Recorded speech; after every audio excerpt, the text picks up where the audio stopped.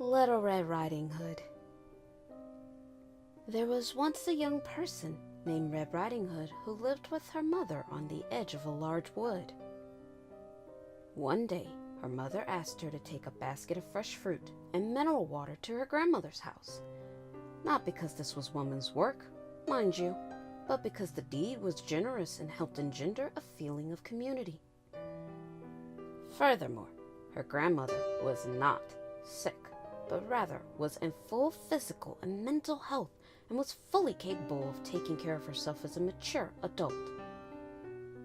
So Red Riding Hood set off with her basket through the woods. Many people believed that the forest was a foreboding and dangerous place and never set foot in it. Red Riding Hood, however, was confident enough in her own budding sexuality that such obvious Freudian imagery did not intimidate her. On the way to Grandma's house, Red Riding Hood was accosted by a wolf who asked her what was in her basket. She replied, "Some helpful snacks for my grandmother, who is certainly capable of taking care of herself as a mature adult."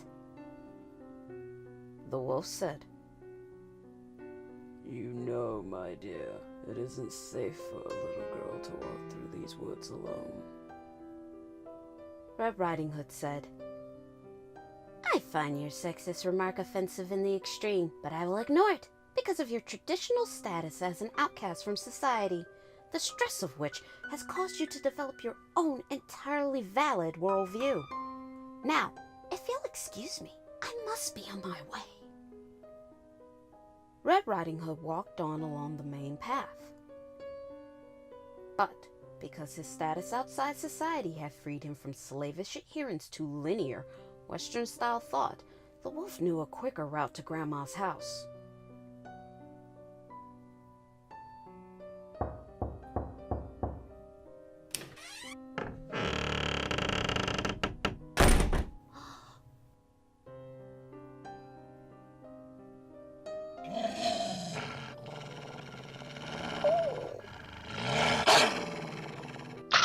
He burst into the house and ate Grandma, an entirely valid course of action for a carnivore such as himself.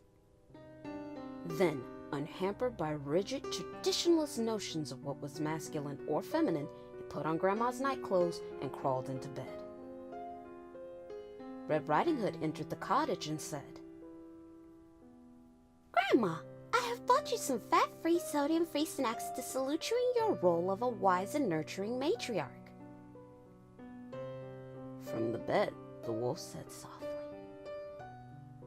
"Come closer, child, so that I might see you." Red Riding Hood said, "Oh, I forgot you're as optically challenged as a bat." "Grandma, what big eyes you have." "They have seen much and forgiven much, my dear." "Grandma, what a big nose you have! Only relatively, of course, and certainly attractive in its own way." "It has smelled much and forgiven much, my dear." "Grandma, what big teeth you have!" the wolf said, "I am happy with who I am and what I am," and leapt out of bed. He grabbed Red Riding Hood in his claws, intent on devouring her. Red Riding Hood screamed, not out of alarm at the wolf's apparent tendency towards cross-dressing, but because of his willful invasion of her personal space. Her screams were heard by a passing woodchopper person, or log field technician, as he preferred to be called.